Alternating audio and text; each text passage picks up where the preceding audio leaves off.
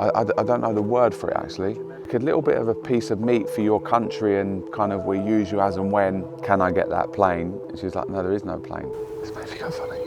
Sorry.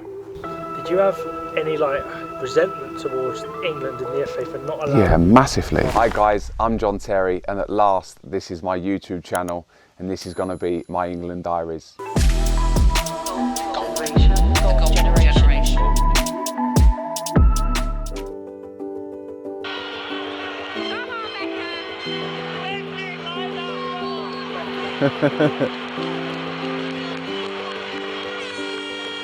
Who's done the horn just before I was about to head it? 7 targets ahead of him, and that's close, it's in! John Terry scores his first England goal! Incredible. I spoke a minute ago about my debut against Croatia at Portman Road. Again, I had all my family there, and to get the goal from another Beck's free kick was just an unbelievable feeling. Put his head in, where he was prepared to get it hard. A really comfortable win, but to get on the score sheet was something I'll remember forever. So 2006 was the year my kids were born.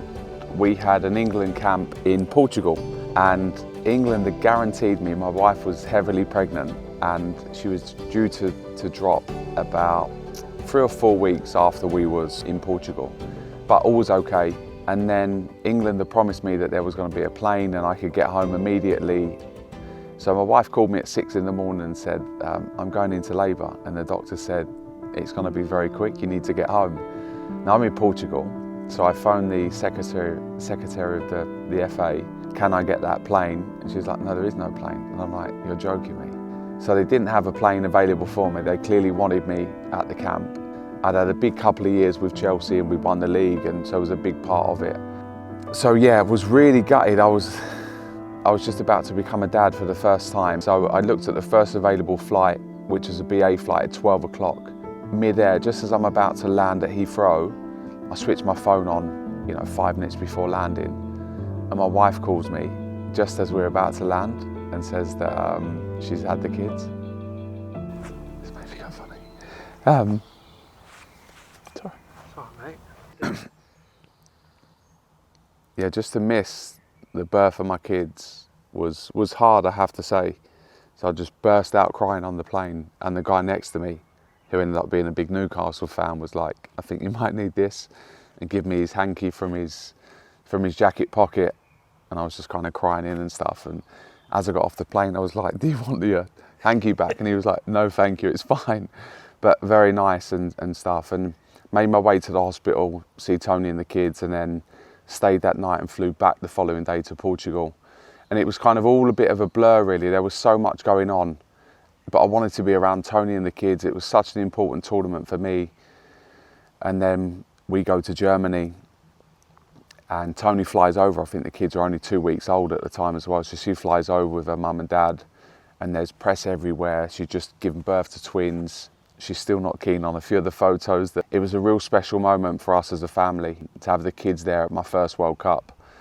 Did you have any resentment towards England and the FA for not allowing? Yeah, massively.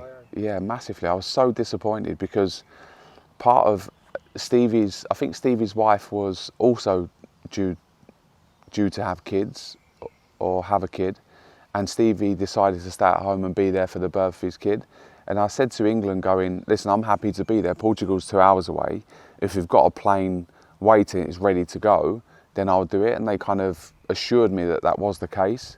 And then you kind of make the call and it's like, that was my first kind of taste of going, I don't like that.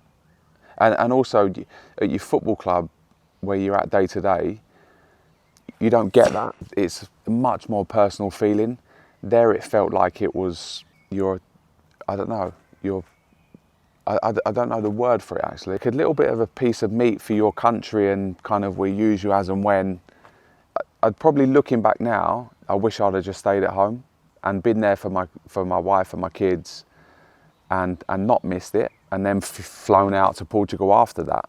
I wish I'd have done that, but hindsight's a wonderful thing and you make decisions that I was young, I didn't really know I wanted to be there. I thought I'd be okay, but then Tony goes into labour a little bit early, which you can't control. I don't remember too much about the group stage actually. Again, looking at it going, yeah, we'll get out of the group, we'll be fine.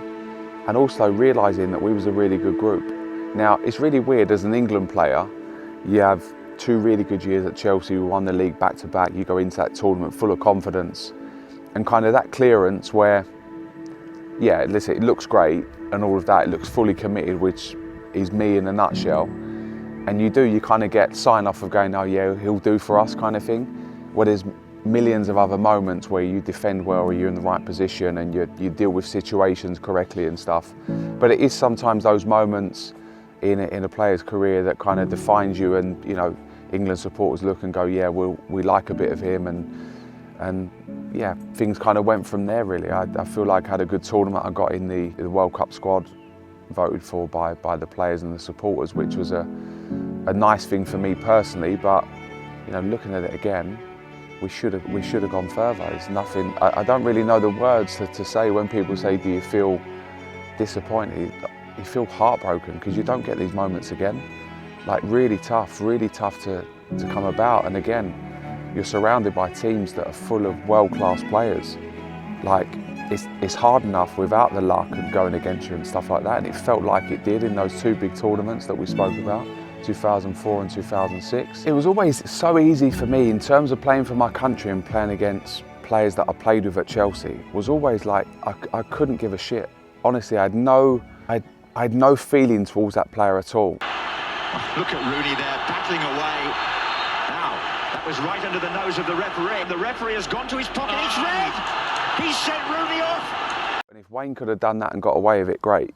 It's like, yeah, he's my teammate and he'll be my teammate next season. Off the pitch, we'll be shaking hands and this, that and the other. But on the pitch, I was like, I would have done anything to kind of get the advantage of my teammate or Ronaldo or whoever that may be. So for me, that was really, really easy to kind of separate the two. When Cristiano comes over after, and I think him and Wayne had a bit of a fallout after that game, it's disappointing in that manner. But again, he done what he needed to do to get Wayne sent off and it worked. So he was a big player at the time as well, maybe a bit of influence over the referee. But I was just saying to Ricky, get up, it's fuck all wrong here, get up, just get up off the floor. Like, why you make it look so bad?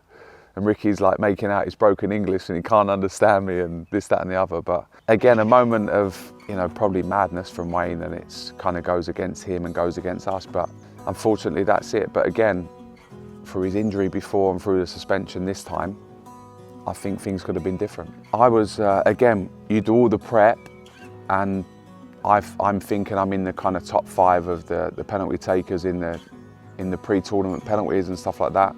In training, managers were keeping a note of it and the coaches and stuff like that. And as far as I was aware, I was in the top 3 or 4. So I should have been, I put my hand up to take one. I was actually due to take the 6th one.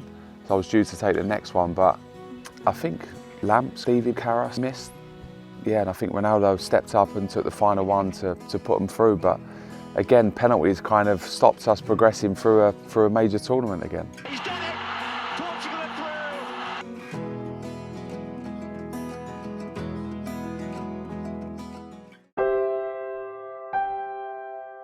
Yeah, that was brutal after that one, I have to say. When we come back, I think Lamps has spoken about this, when we come back pre-season and we went away to a couple of stadiums early on and we got absolutely abused. You let your country down, and it was like, fucking hell. It didn't feel that after Portugal, it felt like we had the whole country with us, we'd give it a really good go.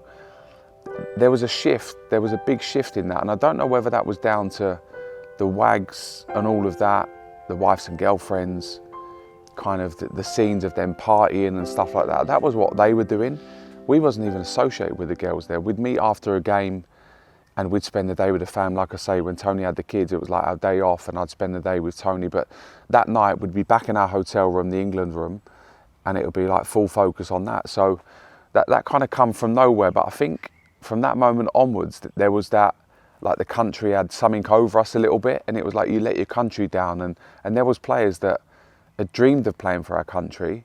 Players like myself that give absolutely everything. I spoke earlier about players like Lamps, Stevie, wholehearted players that are animals every single day, playing through injuries, injections that people don't see behind the scenes. And to receive that abuse at the back end of it, yeah, made us feel really, really shit actually. Looking back at that, I'm devastated I didn't play that game. I took a load of stick for playing 3 days later. Now what's your priorities there? Is it a sponsorship deal or is it going to win that game? Little things like that really frustrated me. Because it did feel like, a little bit like, well yes, us against them.